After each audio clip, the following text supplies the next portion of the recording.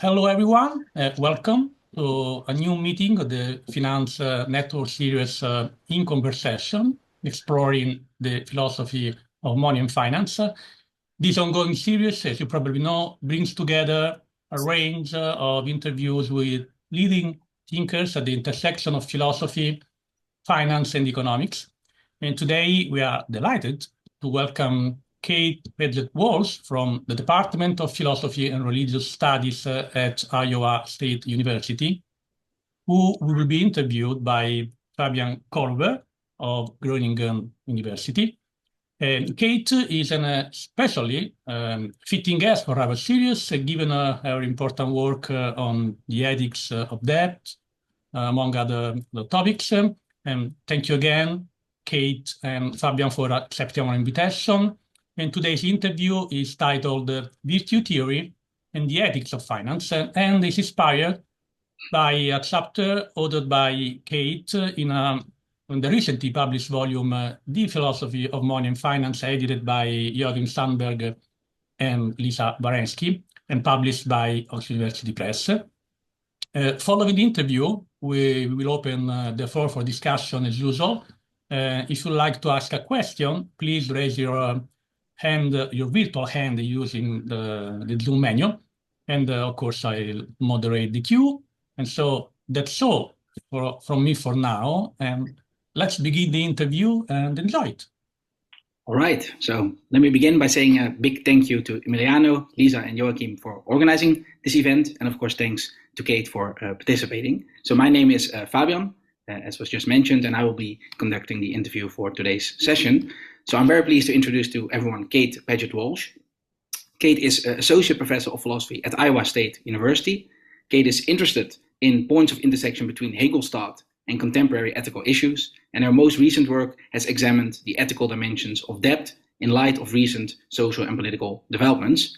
Kate teaches courses on ethical and moral theory, and she holds a BA from Middlebury College, an MA from the University of Wisconsin-Milwaukee, and a PhD from Northwestern University. Today, we will be discussing Kate's chapter in the edited volume, The Philosophy of Money and Finance, co-authored with Nolan Pitton, titled Virtue Theory and the Ethics of Finance. With that being said, let me move on to the questions. So Kate, in your chapter, you distinguish between two distinct virtue theoretic approaches to the ethics of finance. So could you maybe briefly introduce these two approaches and explain why are these relevant to the ethics of finance today? Yeah, thanks so much for your question. And thanks, Fabian, for putting together the questions to go with this interview. So this chapter, I think, really came out of my interest in seeing where virtue theory work is going on today and virtue ethics, and what I think is the strengths that has to offer, but also something that I think is maybe been lost along the way. And we see people trying to recover that, but they're not being put together very well. And so I'm trying to figure out how to put them together, essentially. So there's really kind of two different focal points, I think, within virtue theory historically. Which are, first of all, to try and focus on character traits. So define virtuous character traits, and then see how those line up with actions. Like if you're honest, what kind of actions would you take? And the genesis of this really, I think, comes out of the 1950s, out of Anscombe, and focus, the more modern, more recent focus on this. And the desire there is to try and figure out some way to compete with Kantian and utilitarian decision procedure thinking, right? So how are we supposed to evaluate actions? Well, if virtue theory can't tell us anything can't give us any answers to those questions, then virtue theory is not much of a starter. And so we're trying, Anscombe lays down the charge, let's figure that out. And so we get a whole bunch of, recent efforts since then, which are very valuable. But what is kind of lost in that process, I think, has been a focus on the broader question that is sort of operating at two levels, sort of a structural or systemic level and an individual level. The broader question is about how do we think about practices and institutions, things we share in our communities and cultures, and how do we assess those in terms of flourishing or well-being, and not just at the individual level. So we see this move, for instance, by Adam Smith, when he's got his very brief but memorable, very memorable reference to the idea of an invisible hand. And there he's trying to distinguish those two, right? He's saying that there might be activity that's very vicious at the individual level.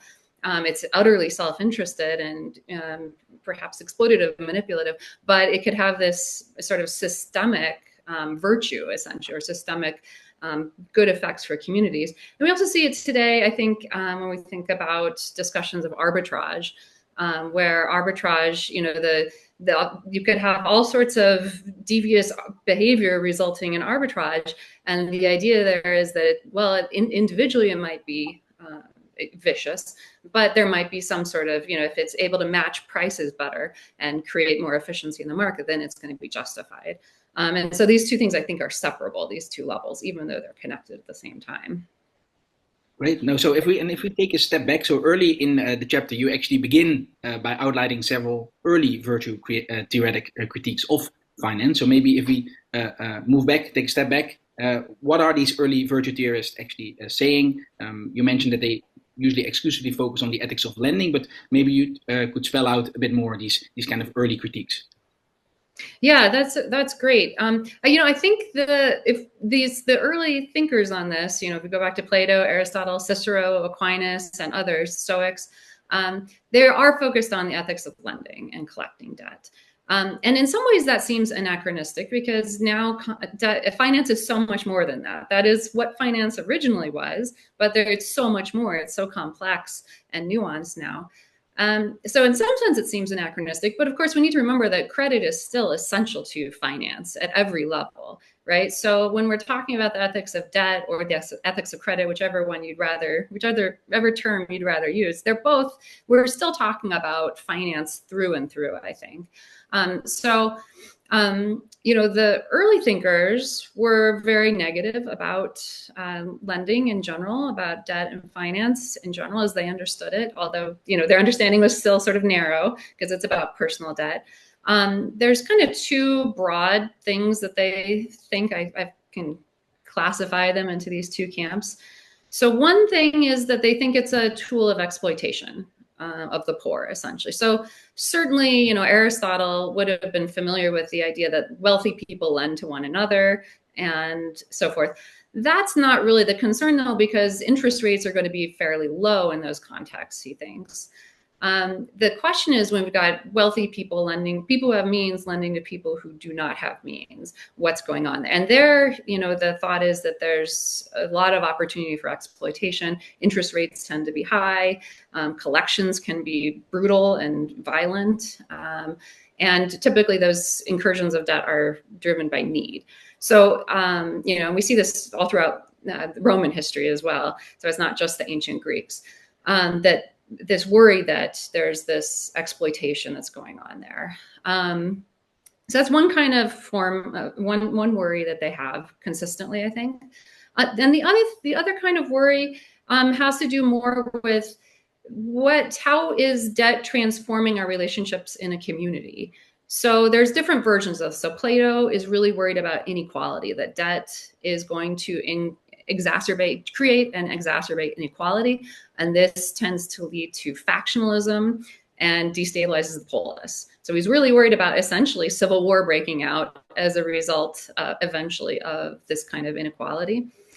Aristotle has a different take on this. He's thinking more about what is the proper role of the economy? What are the proper things to do within the economy? Well, the economy is a place where we create value together by producing and trading and providing services for one another. And so he regards lending as parasitic on that. And again, I don't think he's thinking about, I float my friend a little bit of money for a short time. He's thinking about these relationships that are exploitative between the wealthy and the poor.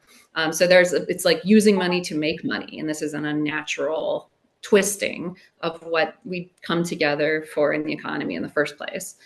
And then Aquinas, he's got, as another example, he's got a religious view, of course, but he's thinking it's corrupting our interactions with one another. And that's not the way that we're meant to live, essentially. So in all these, I think what's interesting in all of these critiques that we see with the ancients, they're intertwining both of these levels of the systemic and the individual. So that it's, we can talk about it's a vice.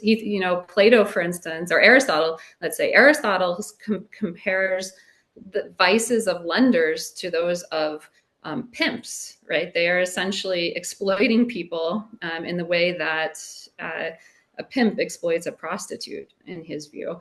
And so there's a critique of the individuals engaged in this behavior, but there's also this worry about what is the overall effect on society and on our interactions with one another. And I think, and they don't separate those out. It's not like these are two totally different things. They are interconnected for them.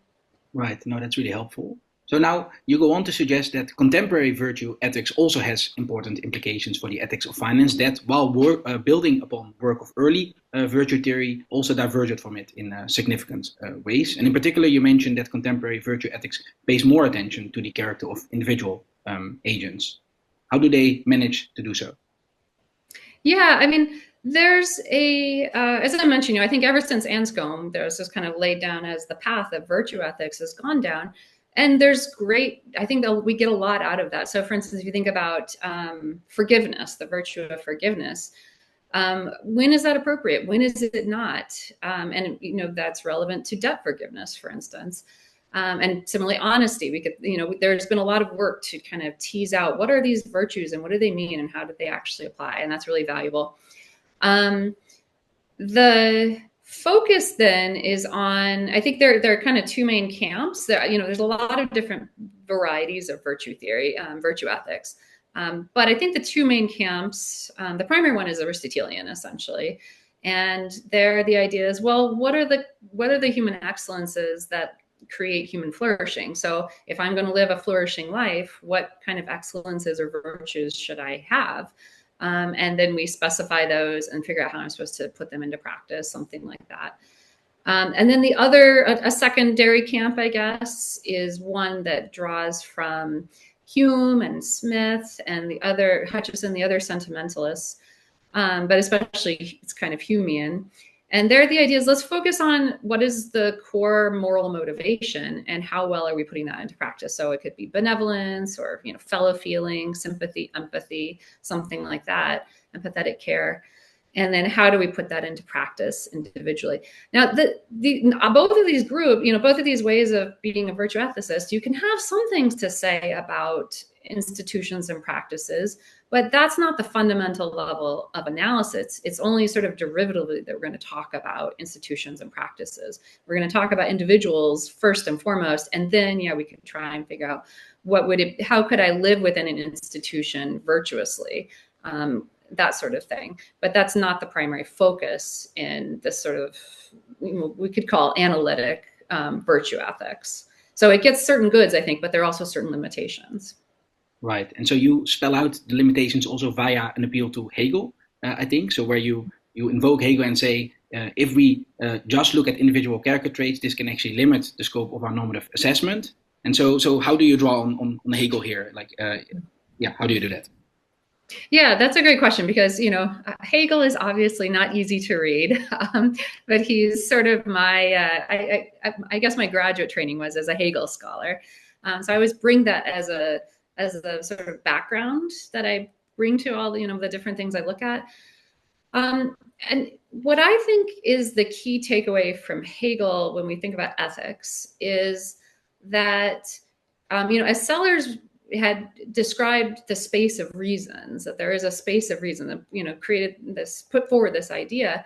I think that is essential. That's how we should understand what Hegel's trying to do with regard to ethics as well, is to say that there is a normative space of reasons or spaces. And I think when we look at today, think about where we're seeing deep divisions over in societies, like say in the US, but elsewhere, about what counts as true, what counts as right, what's going to count even as like a legitimate move when we're debating and discussing. Those are different spaces. We're increasingly seeing sort of separation into different spaces of reasons. We know, of course, there was never just one space of reasons we're all in. There are always subspaces, but And we're seeing like sort of growing splits in some societies between these spaces of reasons. And so I think that is really one of Hegel's core insights here. And this has a couple implications for thinking about virtue theory. Then he does have a critique of the sentimentalist virtue theory that he develops. So, elsewhere I've kind of talked about that a little bit. But I think for virtue theory and finance specifically, I think there are kind of two implications of this notion of the space of reasons.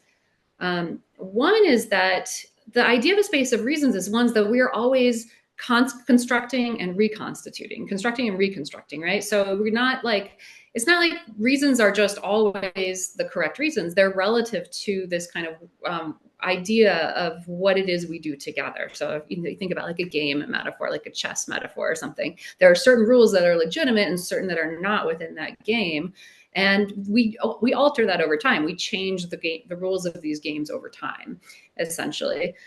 And that's true in ethics as well as elsewhere. So if this is right, I think, then what we can't do is say that what counts as virtuous is static. It's something that we're always constructing, something we're always debating and altering. So here's an example. If we think about generosity, Aristotle, suggests generosity is a virtue, but the understanding of generosity is really indexed to his particular social world, where he's living in a particular economic and social order in which he's thinking about generosity of like the aristocrats in his polis, essentially, to those who are less well off. And now we have a different understanding of generosity that reflects changes that have occurred.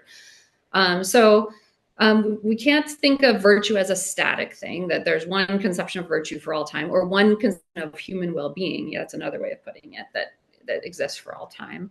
And instead, what we need to do then is think about what are the practices and institutions, these social, these ways we connect in the social world that are framing our understanding of virtue and our behavior and our thinking about it. So that's something I've argued elsewhere, is that we should understand these as frameworks, frameworks in which we understand ourselves, frameworks in which we relate to one another. And the frameworks need to be up for ethical critique, not just political critique, but ethical critique, as well as the operations of the people within the framework. So again, to go to the chess metaphor, right? If I like I might make a bad move. I might put my king into a position to be attacked or something like that. That would be a mistake of a certain sort. But then we might also question, well, what are these rules that we're playing with? Are these really the kinds of rules that get us to the most interesting game, to the best game? Something like that. Do we want to alter them in some way? And so we need to be able to assess both the framework level and the individual move level. And I think that's where, Hegel's really pushing us to look beyond that individual level, or the individual move level, shall we say. Okay, great. So when we have these two levels in clear sight, then you move on in the chapter and you adopt a broader view, and you turn to the question of how activities of finance relate to human flourishing. And so in particular here, you suggest that the capabilities approach developed by Martha Nussbaum offers potentially a promising and a nuanced theoretical tool for operationalizing assessments of finance in terms of human flourishing. So could you maybe tell us a bit more about this approach and how it can be used to assess critiques of finance raised by theorists such as Alistair McIntyre, as well as other early virtue theorists? Yeah, I think McIntyre, one of the things I admire about McIntyre and his thought is that he's trying to bring back in this broader focus that the early virtue theorists have that's been kind of lost as we move toward the individual level analyses. But I think, and he's got some interesting things to say about finance. He thinks, again, it's exploitative, and he thinks it encourages vice amongst individuals. But I think it's just overly broad, right? There's no nuance whatsoever. And maybe that's too much to ask for, in any particular individual. But I think also the thing about finance is it's not simple anymore. So there might have been a time when we were thinking about Aristotle's time where there's not that many permutations. There's not that many varieties of ways in which people are interacting through finance. That's just not true anymore. It's so complex. It's virtually impossible for anyone to grasp more than a small area of it, essentially. And when we do ethical analysis, we need to and of course regulation as well, we need to be thinking, what are the tools we have that can allow us to go look at these different, look with nuance at these different kinds of varieties that are going on, and not just lump everything together.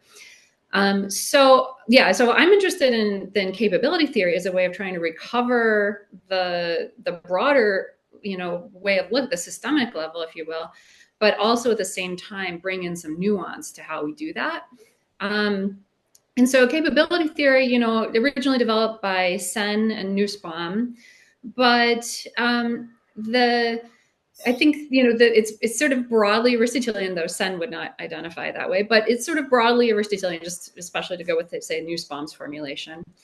But it's not focusing on individual virtues. So it's Aristotelian, but not focusing on individual virtues so much as the question of how do we enhance human capabilities? What are the things that humans reasonably value, the activities and goods that humans reasonably value, not just everything that we value, but things that we reasonably value, as in some sense contributing to well-being or something like that. And then how can we use that to assess how we interact, right? The practices and institutions that we're engaged in. So Nussbaum says, well, there are three kinds of broad capabilities, human capabilities that matter. There's bodily capabilities, there's cognitive capabilities, and there's social capabilities. And, we can go into more detail about the specifics of each of those. I would also add on something I think about agency and freedom as capabilities, agency and autonomy, something like that. I think that especially these days when we live in a time where I think there's a lot of forces that are eroding and corroding our agency and our autonomy, I think that those capabilities need to be highlighted. But be as that may, that's not really, essential here.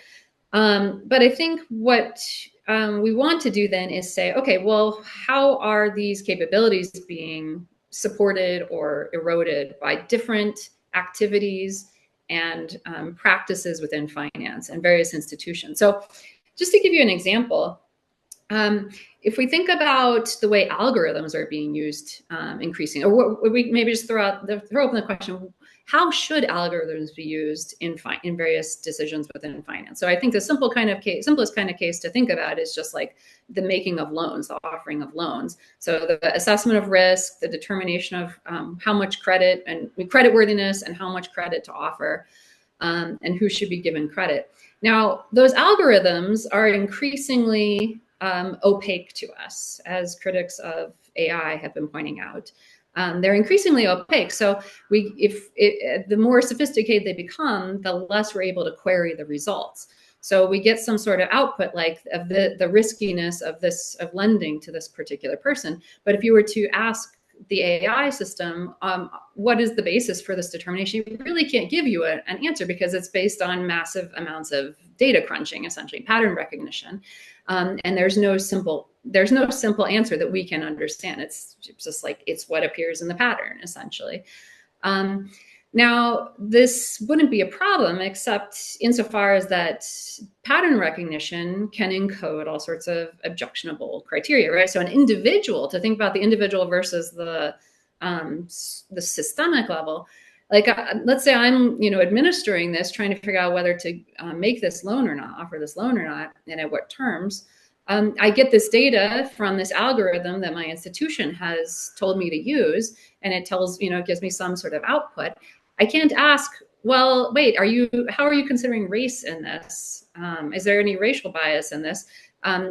Because we don't know. And there are all kinds of markers. There's various research that's been done on this. There are all sorts of ways in which race gets unintentionally encoded and racism gets unintentionally replicated within this process. So the individual loan officer may not be racist, right? And specifically doesn't want to use race as a factor, and yet we're not able to query the algorithm, essentially the increasingly complex algorithm about that. And so I think here we see, so then the question is really, well, how much are we supposed to trust these algorithms? What sort of use should we put them to? That's a totally separate level of question from the question of, do I as an individual am I racist? Is that a vice of mine? And am I going to act on the basis of racism or something like that? So the racism at the level of the individual versus the way in which it might be encoded into institutional decisions where we are deciding to trust algorithms, whether we can look under the hood of them or not. Those are totally separate questions. And I think they both need to be subject to ethical analysis. And we can use virtue theory in the broad sense to do that. But we have to be aware that they both need to happen, not just one or the other. Right. So you conclude your chapter by discussing the prospects of arriving at an integrated virtue theoretic approach to the ethics of finance. And you look for this specifically to the activity of short selling. So as a final question, let me just ask, how can the activity of short selling shed light on an integrated virtue theoretic perspective? Yeah, great. Thank you. I picked short selling here to talk about in this chapter because it's kind of a boogeyman, right? It's like a bad guy. So, and I hate papers that, I hate it when philosophers pick an overly, there's some sort of boogeyman out there that's just all bad because, we're all grown-ups and we realize the reality is not like that, right? That it's much more complex than that usually. So I think it's so easy. I think the sort of knee-jerk reaction everyone has is short selling bad. And I'm not here to say that short selling is always great or anything like that, but it's an example that clearly I think demonstrates the need for nuance in our analysis of it, because there are all sorts of both at both levels. So if we think about the individual level, at the individual level, there are lots of different motivations for short selling and ways that different motivations play out in different forms of short selling. So obviously people who are engaged in short selling are usually looking to make money. That's not a question. But what else are they doing? And some of these forms of short selling are very manipulative. They are attempting to profit off of making it sort of spreading rumors about false rumors about companies, things like that. So that's a kind of short selling that we often think about, but there are also other forms where, there's simply, you're looking to root out fraud and you find evidence of this fraud and you then publish this, but you've adopted a short position so that you can profit from as you release the information, something like that. I think individually there are different levels of virtue and vice going on among short sellers. And also structurally, I think a whole lot, or systemically, I think a whole lot depends on how short selling interacts with other things that are going on in markets. Short positions can help to increase liquidity, for instance. Short positions can, there are some people who think, and I pretend no expertise about this question, but does short selling tend to cause more instability during times of market downturns or market crisis? If so, that's relevant, right? So I think that's the kind of, and then if it's going to exacerbate market crises, it's going to exacerbate especially the harms of those crises for people of lower incomes and so forth. That's all very relevant. So that's the kind of, we need to operate at both of those levels, the individual and at the structural level when we're thinking about a case like this. And we need the nuance of that. And I think that's really what I'm trying to figure out is how can we get that level of nuance using that we get, I think at the individual level. I think virtue theorists have done so much, virtue ethicists since the 50s have done so much to give us a lot of nuance at the individual level, but I think we need that level at the systemic level as well, and they need to be in concert with one another rather than just pick one or the other, something like that. Great. And I think that's the way to do justice to thinking about something as complex as finance, as opposed to just sort of a paint it all in the same color or something like that. Great. So, well, on that nuanced note, let me turn it over to Emiliano and questions from the audience. Thank you very much, Kate and Fabian, for this stimulating interview. And now we can open the floor for discussion. So if you have questions, you can raise your virtual hand by clicking the button. Okay, yeah, I see Lisa. So thank you, Lisa. Okay, great. Okay, yeah, thank you for this very informative interview. So, Kate, I was listening to your example about the lending and you're the loan officer and you've got some data and you worry that there may be implicit bias. And, thinking about that and some of your other examples, it strikes me that if we are looking at virtue socially, that more is demanded of the individual in these circumstances. So what would the virtuous person do? Well, the virtuous person might raise the issue about the possibility of implicit bias, of racial bias in the data, and take that up with senior managers. Or another kind of case I've thought about is in the case of the Wells Fargo debacle. People who were involved in that should protest, or should say, look, this isn't right, take it up with senior management if they can. Perhaps they would have to leave the job, because rather than engage in that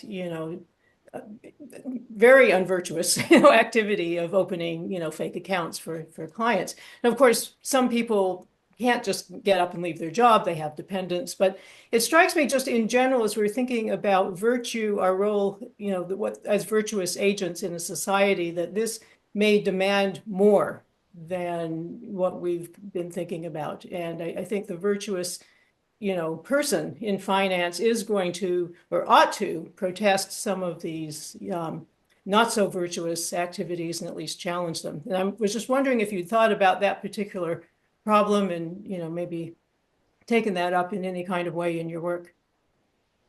That's such a great question. Thank you.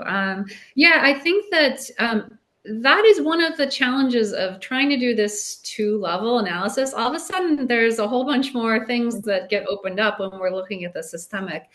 And I think one of my concerns is that we don't say that we don't end up, there are so many things that are outside of an individual's control, especially if you're working in a company and you don't, in an institution, you have limited choices. Maybe you need that job, that sort of thing. And so what I don't want us to do then is blame those individuals for all the sins of the thing that they're involved in, right? All the things that are going on at the systemic level. But it does provide us with some sort of responsibility as well as individuals. And I think this is something we all confront in the modern, in the world today, is that we are enmeshed in all of these bureaucratic processes, right? We're enmeshed in all of these institutions, and we have to navigate the fact that they don't do things that we would support, right? That are ethical. And of course, that goes back forever as a challenge, but I think it's especially today when we're all in these institutions. So on the one hand, I don't want us to be holding everyone's feet over the fire over the fact that we are in these, we occupy these spots within these bigger machines, essentially. But on the other hand, those who are in a position do seem to have some additional responsibility to act on, to become aware of the systemic level. And so, yeah, I think about like the loan, if I'm being told I have to use an algorithm to do something, and I'm supposed to, there are other examples outside of finance, certainly as well. We think about medical ethics, and I'm a healthcare provider, and AI is giving me various results, and I'm required to use AI in these ways. AI that's, again, opaque. There's a limitation of what individuals in those positions are able to do. On the other hand, some people have more ability to speak up to this. And I think part of it is, like with AI, I've been teaching that recently and thinking a lot about AI and this problem of the opaqueness of the kinds of results it gives us and how to fit that into the idea of the space of reasons. But I think part of it is that those who are able to have some say in how we use these tools should be speaking up about that. So to what extent should we be trusting them versus seeing them as useful tools? And I think that question of trust, it's the normative concept, right? How much do we trust AI, and how much are we outsourcing of our trust essentially to AI? Just as an example, though this goes beyond, far beyond AI, I think. That's just one example of this. But I love that idea that there's a kind of demandingness to this and additional responsibility that we should hold ourselves to, even if we're not necessarily holding everybody to. Yeah. Thank you. Thank you, Kate, and thank you, Lisa. I don't know if there are other questions coming from the audience. Otherwise, I have a question. Probably I can go. Yes, I don't see other people. I see Christian. Okay, Christian, you go first. Thanks, Emiliano. Thank you very much for this interview, very stimulating. I just would like to have you, could you say a few words about the usefulness of virtue ethics for ethical issues related to risk? What is it? What is usefulness in your opinion? How do you apply this approach, this view of ethics by using virtue ethics for example, analyzing the risk modeling in finance and the different issues related to the risk modeling in finance? This is a great question, and I'm guessing you know quite a bit more about this than I do. So I'm especially interested now as a next project that I'm just starting, so I won't again pretend to have much in the way of wisdom about this, but I'm really interested in risk imposition. So I think that there are maybe at least two different ways of thinking about risk, and one is about the ethics of taking risk, and the other is about the ethics of imposing risk on others. And of course, they're often related to one another, but I think they do seem different. And I think in part because I'm coming out of this background where I'm very interested in the ethics of debt, especially, and that's been a focus of mine. I'm interested in risk imposition and the extent to which or how risks are being imposed on others. So I've done some work with as an economist and sociologist, thinking about the erosion of public pensions, for instance, in the UK, and the kind of risks that this imposes on individuals, low-income individuals. And so I think that when we think about risk imposition, the virtue ethics understood in this very recent way, the analytic way, has a lot less to offer there, honestly. I think that approach, more like the capabilities approach, is going to get us a lot further in thinking about the rightness and wrongness of policies and products and so forth, financial products that impose risk or include risk for people, something like that. But I'd be interested to hear your thoughts on risk and virtue ethics more generally. Okay, thank you. Thank you. Thank you. So thank you, Christian, and thank you, Kate. Maybe we have time for a last question.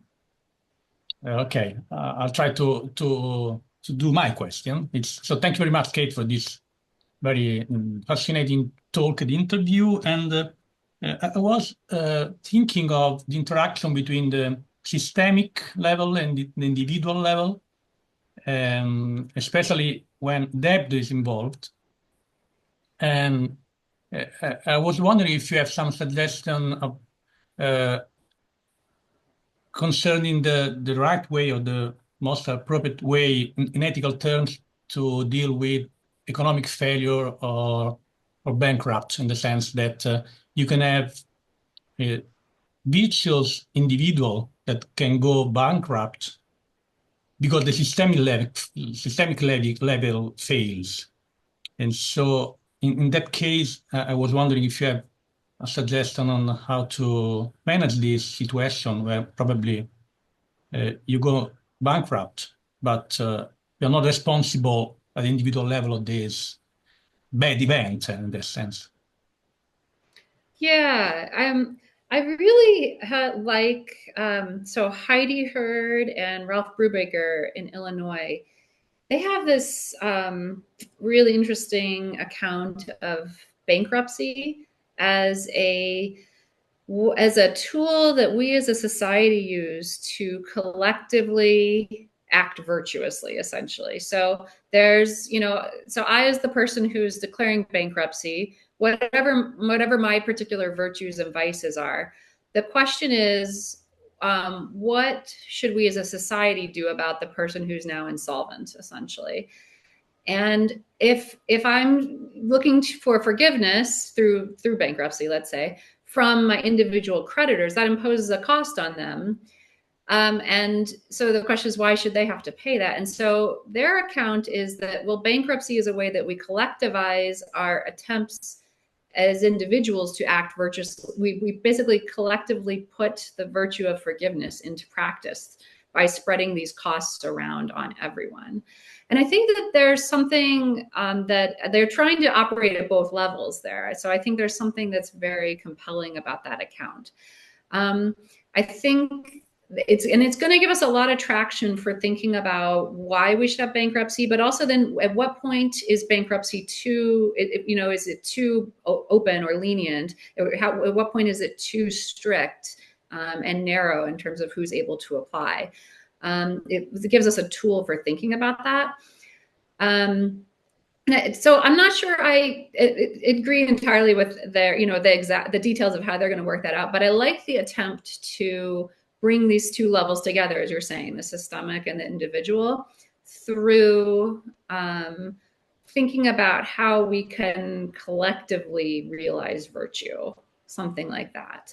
Because that's ultimately, I think, what something like the capabilities approach wants us to do, as well as McIntyre. How can we collectively realize virtue? All of these theories are about collective well-being and excellence, right? And so how can we collectively do that? And I think that's what we need to be thinking about in terms of finance, as well as how do I, as an individual person participating in finance, proceed? How can we collectively do this? And so, I mean, I think also to come back to Lisa's point about that there's a kind of maybe demandingness on the individual. I think that's right. But I think ultimately this should give us more. What I would want to emphasize is that we should be looking for ways as a society or as members of institutions and practices to improve them together. And that's not an individual process. That's something we have to kind of evolve together by thinking, get to go to the chess metaphor, thinking about what are the rules that we're all operating under here and how should those rules be altered so as to make for a better game, a game that better realizes our goals of, human flourishing, essentially. But then the interactions are exactly I think that's such an important, but the point that, these questions get at, what are the interactions between those two levels? That's really helpful. Thank you very much again, Kate. I don't see other questions coming from the audience. So I think we can stop here. And thanking again very much Kate and Fabian for their beautiful interview. And hope to see you soon on this channel. And of course, the doors are always open for you and all the people attending, the meetings. So see you soon. Thank you. Wonderful. Thank you. Thanks, Kate, for the chat. Bye-bye. Thank you.